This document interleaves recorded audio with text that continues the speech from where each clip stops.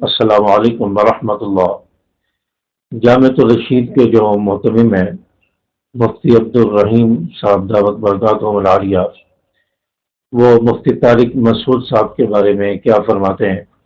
مفتی طارق مسعود صاحب جامعۃ الرشید کے استاد ہیں، وہاں کے دارالفتاح کے مفتی ہیں اور فتاوی لکھتے ہیں۔ تو جامعۃ الرشید کے جو محتمم ہیں، جو سربراہ ہیں، انہوں نے مفتی طارق مسعود صاحب کے بارے میں کیا فرمایا ہے، یا آپ ویڈیو میں خود سن سکتے ہیں کہ مفتی طارق مسعود صاحب کے بارے میں مفتی عبدالرحیم صاحب دعوت برکاتہم العالیہ کیا فرماتے ہیں۔ کہ حضرت مولانا طارق مسعود صاحب ان سے غلطی ہوئی اور میں نے خود ان پہ گرفت کی، خود میں نے ان کو فون کے پہ بات کی کہ جو آپ نے رسم الخط سے حوالے سے بات کی یہ بھی غلط ہے، اور جو آپ نے نبی کریم صلی اللہ علیہ وسلم کی صداقت اور اس پہ جو آپ نے الفاظ کا انتخاب کیا وہ بھی مناسب نہیں تھے۔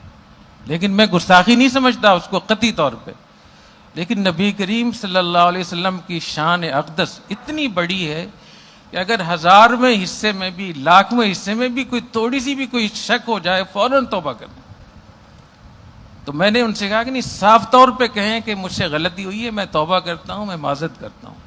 الحمدللہ انہوں نے فوراً جیسی میں نے کہا تو انہیں دیر نہیں لگائی، تو یہ سارا انہوں نے کام کر لیا ہے۔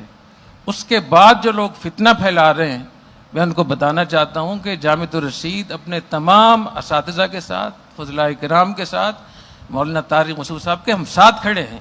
ہم کسی کو اجازت نہیں دیں گے کہ مولانا طارق مسعود صاحب کو نقصان پہنچائیں۔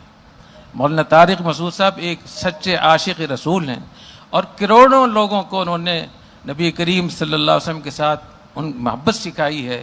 کروڑوں نوجوانوں کو پوری دنیا میں انہوں نے دین کی طرف، قرآن کی صداقت اور نبی کریم صلی اللہ علیہ وسلم سے محبت اور عشق انہوں نے سکھایا ہے۔ اگر اسی بات کو ثابت کرنے میں ان سے اگر ایسے الفاظ نکل گئے ہیں جو صحیح نہیں تھے، جو نامناسب تھے، اور انہوں نے اس کی کئی بار معذرت بھی کر لی ہے، تو پھر آپ کے پاس کی کیا گنجائش موجود ہے کہ آپ فتنہ برپا کریں؟